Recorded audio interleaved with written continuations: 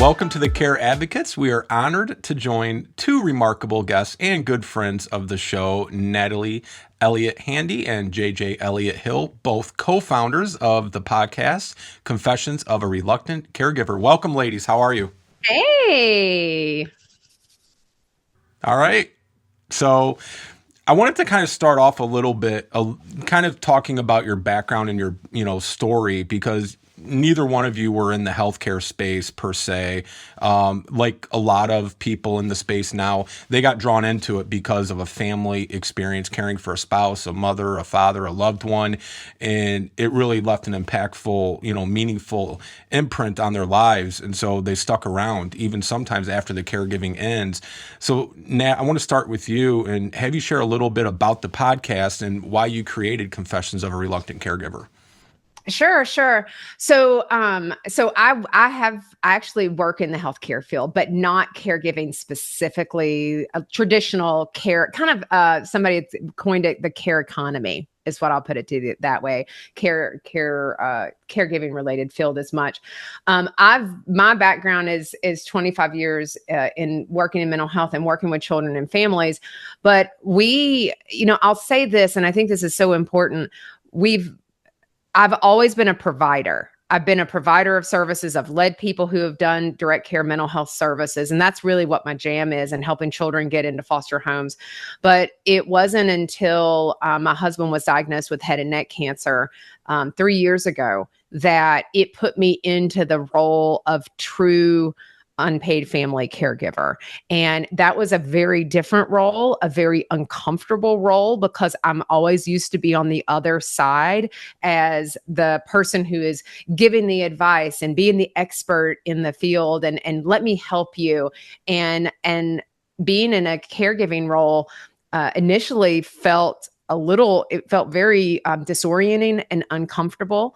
And I had to find my voice in a different way than I ever used it in the past. And so I would tell folks that if you're a caregiver and you feel a little uncomfortable in that, you're not the only one. I think it's really common. And the reason, and that segues into the why behind the podcast. Once Jason had completed his treatments, he did really well. His body responded well to it. We moved to New York for his treatments and at Memorial Sloan Kettering, who we love. And then we came back to Virginia. And it was when I got back that I felt even more disoriented. I had just gotten into, I was used to these highs and lows every day, and you're just always really in a state of crisis. And when I got back, everything just suddenly came to the stop, and I couldn't figure out what to do. At times I was lost. And what I realized is that I was experiencing caregiver grief. And so when I said to my sisters, who are my people, they are my people. We're all 2 years apart. And I always like to say that JJ's clearly the oldest. If you're watching this on YouTube, you'll be clearly able to see it, although I have more wrinkles. And I always love to say JJ's the oldest. And but I said, hey, I feel off. I can't get motivated.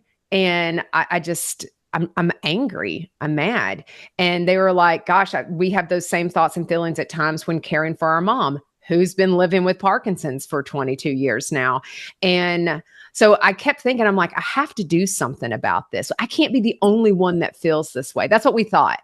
And so it's really funny, Lance. I saw this advertisement on Facebook because I was, just endlessly scrolling, bored, not wanting to watch TV. And I saw this thing from Kathy Heller, who's a podcaster, not even not in the care economy or care area.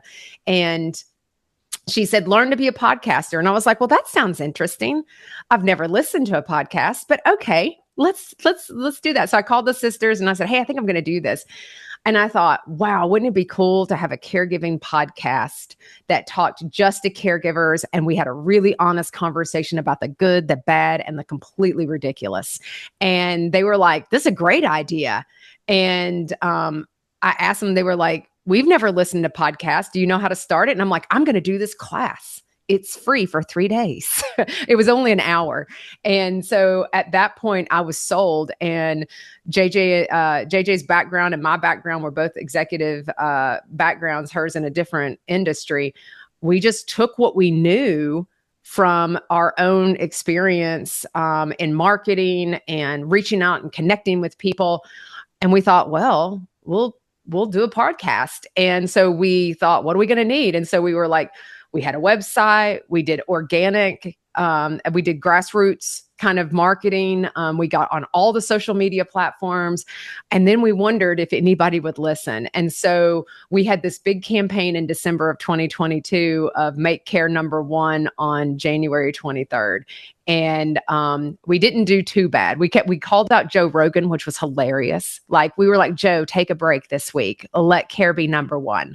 And we didn't do too bad. We had about 2,000 downloads in the first week. Great. So not too shabby for, three middle-aged women who've never done a podcast. And people have just responded to it, and we love it. And we got to meet people like you and George, and this has been the biggest blessing for us. Yeah. Before I go to JJ, I just want to, ask, because your excuse me, your story of starting the podcast is very similar to mine, where, except for the aspect of we weren't really family caregivers at the time, that had already passed. But I was listening one night when I would go out to the track, and I'm like, what is this? Because I really didn't know what podcasts truly were either. But our company was doing a lot of, what our missions, all of us here are today. But we were doing it in person, like in the communities throughout the entire state of Michigan. And then COVID kind of came about. So we decided to stop all of that. And I'm like, well, how can we continue helping and, getting information out there? Hence hearing this podcast, I'm like, well, let's start a podcast. Knew nothing about it. I didn't have a bunch of sisters, though, that I hopped on the phone and called. I just said, I'm going to do it, and I did it. But, I think there's something very rewarding about it, though, because I'm sure you guys have countless stories of the people you've affected and have touched, and, even the people you've met. And, it's kind of carrying on that mission of doing good, which is just awesome. And we love, helping to support you guys as much as we can. But JJ, I want to, go to you, because, your sister's basically calling you out on your age here. But she did just have a birthday, Lance. Yes, I know, because George was going to sing for us here in a little bit. George is going to sing. It's going to be great. But, JJ, I look at it as you're not older, you're wiser. Oh, cut me deep on that one. But I want to have you share a little bit about the podcast, and I wanted you to share a little bit about the mission of the podcast and why it's so important to caregivers.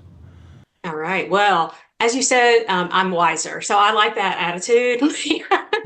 So when we went into it, we did design a mission, and that kind of, Natalie and I refer back to our corporate, backgrounds. We're like, okay, why are we doing this? Very serious. And what we came up with was, for caregivers, we want to relate, we want to educate, we want to inspire, and we want to laugh. Because caregiving is hard, and we laugh a lot, even in the worst situations. And so relate for us, I will tell you that we've hired a couple of different marketing companies. When we got really busy, we went out and said, you know what, let's let someone kind of take our message. And what we find is that when we're not sharing the message of our heart, when we're just sharing just the information, we lose the relatability. So when we come back to us, we're sharing this hot mess of, we fight over banana pudding recipes. I've talked to mom and someone stole all of her clothes at the assisted living facility. And so when you talk about that relatability, that's when it comes back. People want to hear what I'm going through, what Natalie's going through when, she threatens a man that has cancer, when you really talk about the hard. As far as, that's our relatability, our education ability, that is, we found out about a caregiver program where you can actually, a respite program where you can get $700 a month, $600, $700 a month. We talk about inspiration, and that's just inspiring. And then laughter, goodness gracious, that's just all the time, anything. Well, we laugh so that we don't cry. We laugh so that we don't cry. I think that's really kind of important, is we laugh so we don't cry. Yeah. And that really is, that's the message. That's the reason why we want to touch caregivers where they are. So Yeah, no, that's incredible, JJ. And I'll go back to that. We have somebody that does marketing for us, but they're in house and that's Yeah, their yeah. background. But I think the difference is it's more authentic when it's somebody that knows you have a relationship with, than just like a corporate marketing plan, right? Because Agree. it has to be authentic and it has to be Yeah. relatable, And they 100%. did a great job. Nothing against them, but I think that when we lose that message of it's a hot mess, we laugh about it. It's a dumpster fire. And that message is what people read and relate to. They're like, oh my gosh, I had this same Yeah, problem. Somebody stole all my mom's clothes. How does she lose her shoes? And yeah. so those are the messages that we share. And that's where we get the most response. And so, Yeah, absolutely. Now I want to go back to you real quick because originally when we were introduced, maybe 3 years ago, you guys had just kind of started out. There were three sisters on the podcast. Now it's yeah. it's you and JJ, but there are three of you still coordinating your mom's care. How does that work? Are you stepping on one another sometimes, doing the same things, or is it a beautiful, harmonious plan, all working like it should? Oh, that's so sweet. Life is to think that here's the thing, to expect everyone to get along all the time is not human. And so I think the important thing for us is that we stay rooted in our relationship and our connection to one another. And we're very fortunate that we are very close to each other. We have always been close, even as children, and we will fight. I mean, we pulled hair when we were younger. We will verbally pull hair when we're older. And so I can tell you, we have not always agreed on steps to take for mom. I didn't agree respectfully when Emily chose to quit her job and take care of move in with my mom. She quit her job, moved from another state, and people can say, well, why wouldn't you want her to do that? There's a lot of details behind it, and so it's I'm going to say caregiving is messy, but when you have more than one person that's involved in decision making, it can be difficult and challenging. And so you need to always remember, keep the person that at the forefront of your decision making and try to let your personal stuff fall to the side. Because in the end, I said to my sisters, I was like, if this is what Emily wants to do, because my mom had three failed assisted living facilities that she had been in, and it just didn't work. And for her to be able to get this meds, she either had to be in a home in the community, or she had to be in a skilled nursing. And our mom was in her 60s at that point, and we just didn't want to do it. Right. And so, so is it always unicorns and rainbows and roses? Absolutely not. However, more times than not, it is. And that's because we assign out based on our strengths. And you don't have to have siblings to have a team, is what we will always tell people. You can build your team both of family members. It can actually be non-family members. We always talk about my mailman. We love you, Marvin. He always checks in on my husband every time he delivers the mail, and he's gotten to know my husband, and so that gives that especially when we first got home, he would check in. It gave Jason another person to talk to. He would check in on him, and so how do you think about how you build your team? And that can be of family, that can be non-family members, like your pharmacy. Like we're besties with our specialty pharmacy, like Eileen. People have heard our story about when Medicare thought our mom was deceased and they turned off her insurance, and CVS specialty helped us because of common sense policies. Mom's doctors, Dr. Barbu, we love you. That team is a part of it. And so I encourage people to think non-traditionally as part of your decision-making process and really accessing it, because the reality is that JJ is the primary preferred caregiver for my mom. It's very different with me and my husband, because just me and my husband. But with my mom, we have our assigned roles. JJ is responsible, assigned primary. She typically goes to all the doctor's appointments with mom virtually because we're long distance caregivers. But we have an army, and these people aren't necessarily paid. That's important to remember. But I'm responsible for healthcare related things like insurance, plans, regulatory, because mom is in a skilled nursing facility at this point because of her needs exceed our ability in the community. And then Emily is the more boots on the ground. She lives about an hour away, and she also checks in on mom. each one of us have a different relationship with our mom. That's important to remember, that relationship too. And relationships will impact your ability to care. And so this is the truth that we always want to speak, is that sometimes it goes really, really well, and sometimes it doesn't go great. And so how do you take those experiences where it didn't go as well and think about what you could do differently the next time? Absolutely. And, thank you for mentioning that. I know you said it's not all unicorns and rainbows, but I think your team, three sisters have going is a unicorn, because oftentimes, Yeah. I mean, we deal with hundreds of families, and often more than not, the siblings are at loggerjams because they're disagreeing over assets or the preferred type of care, what care is going to be given, what's not. And, you hate to see that, but, Yeah. that is real life, right? But you guys have kind of, I know it's not perfect, but you guys have at Yeah. least worked it out so it works for you guys, so that you can all be involved and support each other, and, consequently supporting your mom. I think that you mentioned, and Jay, I'll let you go. You mentioned about assets and money and things like that. And I think one thing that is probably really makes us a unicorn, and there's probably other people who are going to raise their hand and say, we don't care about that either. But like, no, we really don't care about it. Right. There's no assets to care about.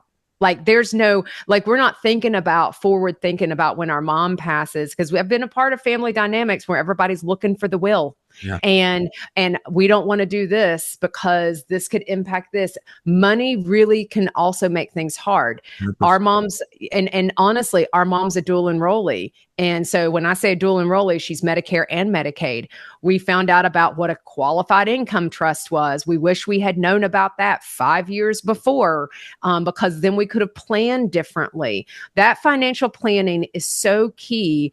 And the people that are a part of the team, regardless who's primary, secondary, or part of the team, period, everybody has to really be aligned that the mission is the person you're caring for. So if you really think about it that way, and you keep the person, like, what's in their best interest and not what's in it for me, you'll have a different experience, and it could be a lot healthier. Right. Absolutely. And let's remove money and assets out of the equation. Sometimes it's as simple as who's going to be designated as the power of attorney, and you have, preach. so I'm just, yeah, and I could, but I won't, because we don't want to hold you guys up too long. But, there's just so many dynamics, but you guys have been able to navigate through it, and you're probably still going to navigate, into the future, but you're making it work, and you're not losing sight of your relationship, which, I just cannot say enough good things about. So JJ, we'll go back to you, then we're going to turn it over to George. As Nat said, your mom's been through 3 different assisted living communities, and I think I knew of 2 of them when we talked originally. And she spent a short period of time at home with Emily, and has been in skilled nursing since 2019. How has that journey changed your responsibilities as the caregiver, and even, like we've just been talking about, your relationship as sisters? Yeah. So I would say that anyone that has a loved one in some type of facility, if you're someone on the outside looking in, don't think that person doesn't have a lot of responsibility, because it's just different. I'm in contact with the facility all the time. I feel like mom has fallen. There's a difficulty with mom getting her medicine. It's like mom didn't have shoes one time. I was like, how does mom not have shoes? I thought I was going to lose my mind on that one. Yeah. It really is just that the responsibility and the issues change. Right now, mom is having problems eating. So she doesn't like the food. And so what we're trying to do is I'm trying to address that problem.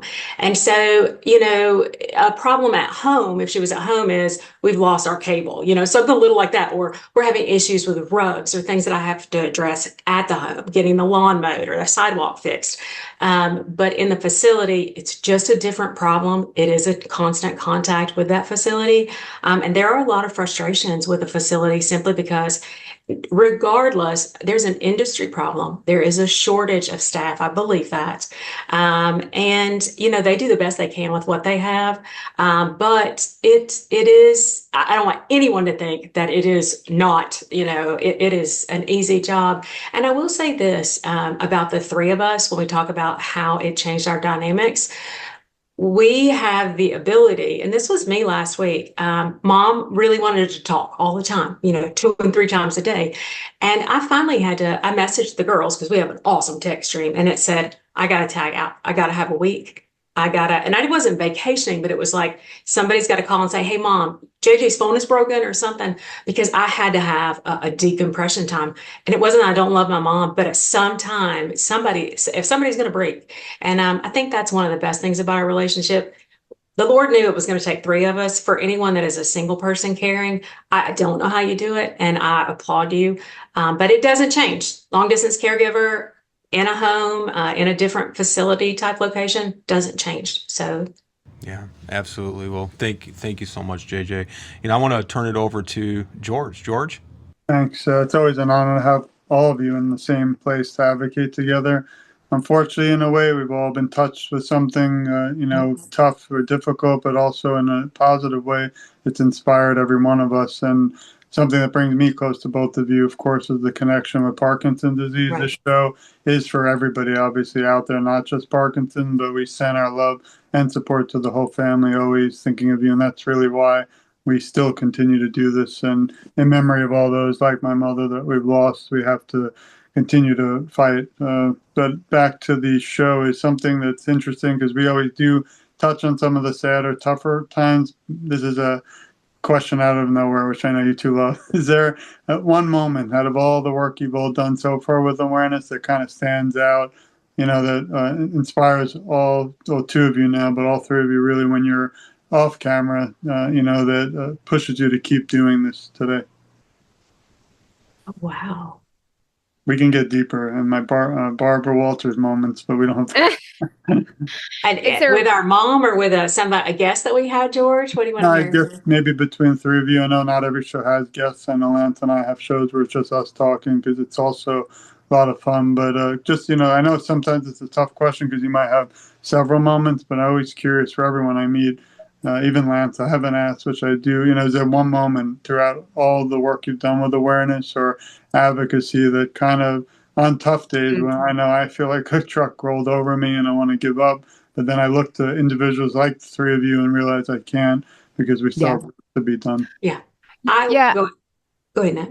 Yeah, I'll say for me, in the moments that I get frustrated and I'm like, I don't have to do this. Like, the reality is, I could stay quiet and keep this part of our lives private. Right. But it's when we speak to caregivers on the podcast, that is the reminder every time.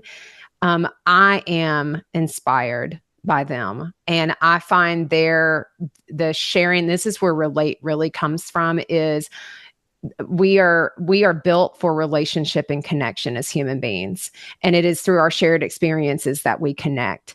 And every time that we have the privilege, and it is a privilege to speak to a caregiver, and they are fearlessly sharing their most vulnerable moments of themselves.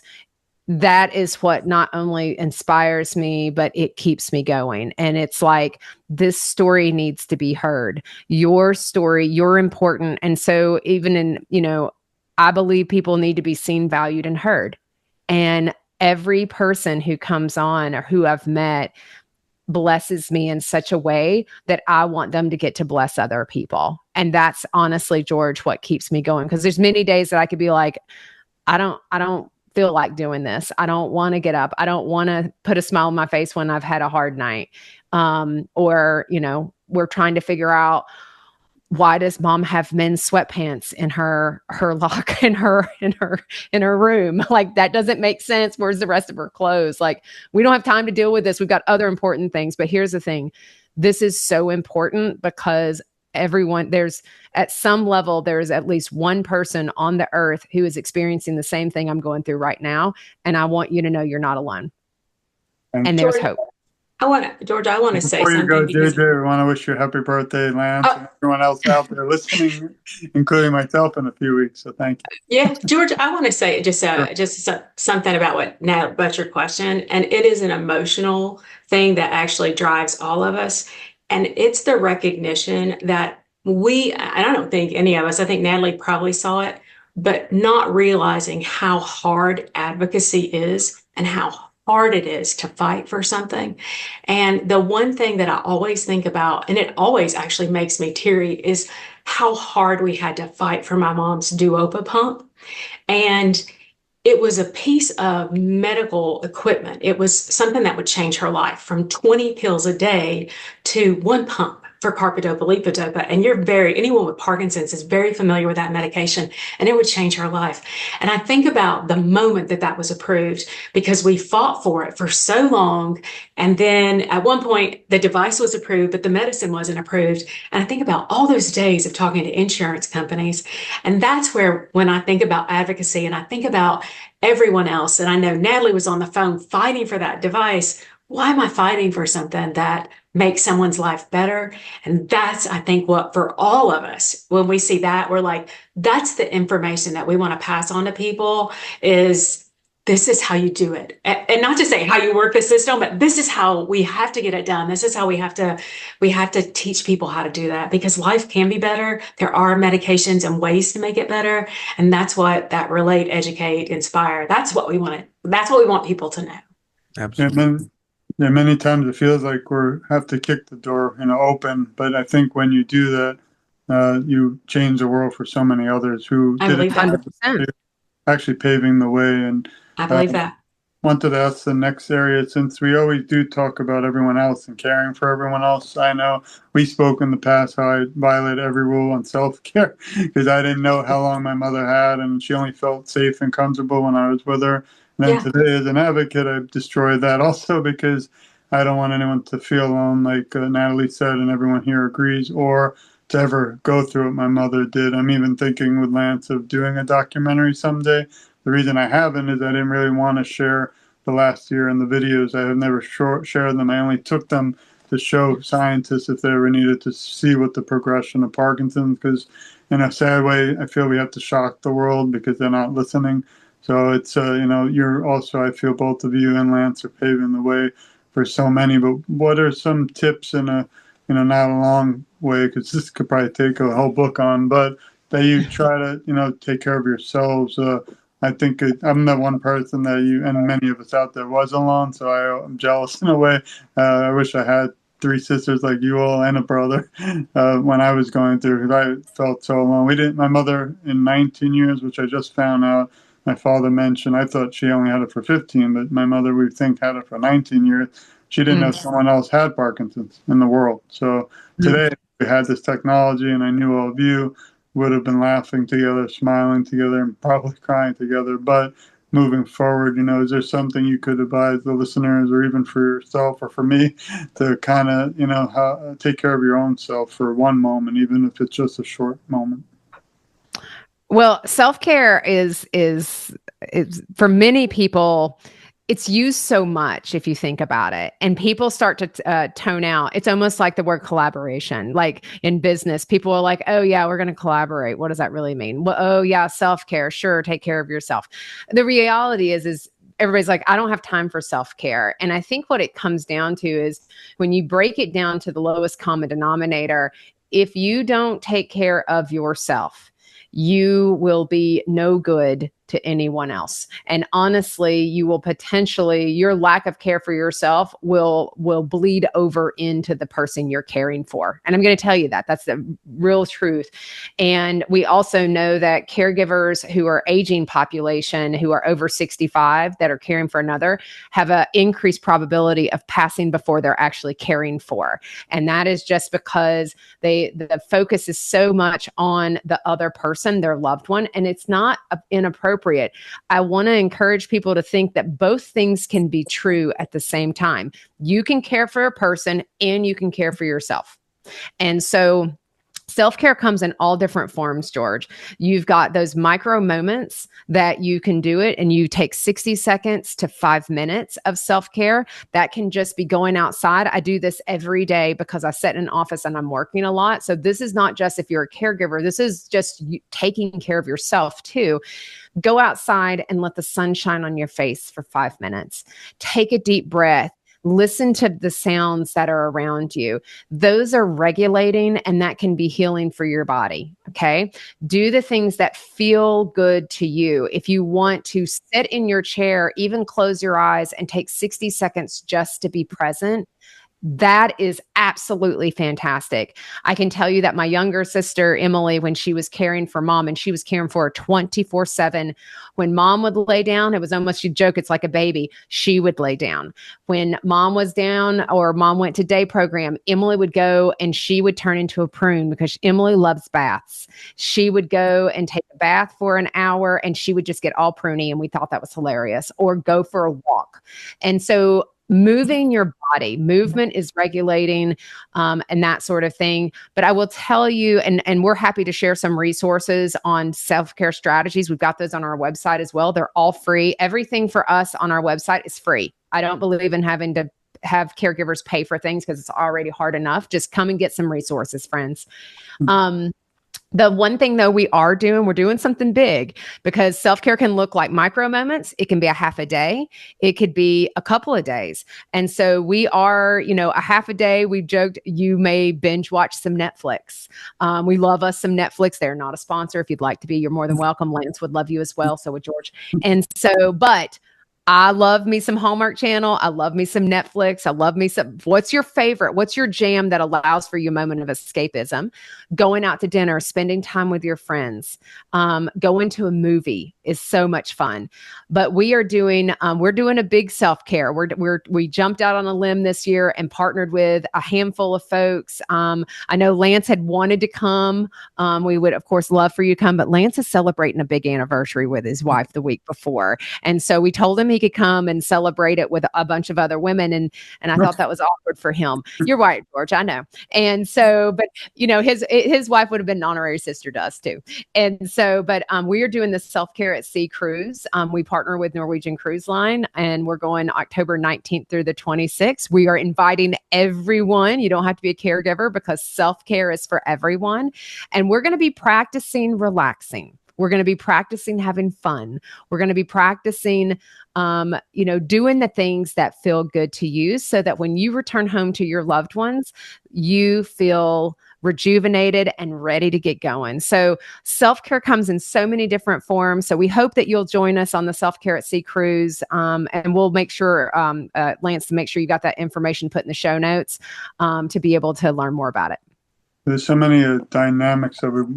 This could always be to be continued, because you had mentioned how some individuals, care on their own, but then there's a whole world that I don't know. I didn't touch on it much, but the husband and wife relationship and the support that you need, whether you're in single or not. But I know even doing this, sometimes it's not easy and I have 3 kids and a wife, and they think some days I do this too much, but then part of my heart, I'm still grieving like many of you and our listeners. So it's the only way I can make it, to be honest. And I won't fall apart now, but I have given speeches in front of thousands of people as a professor, a lawyer.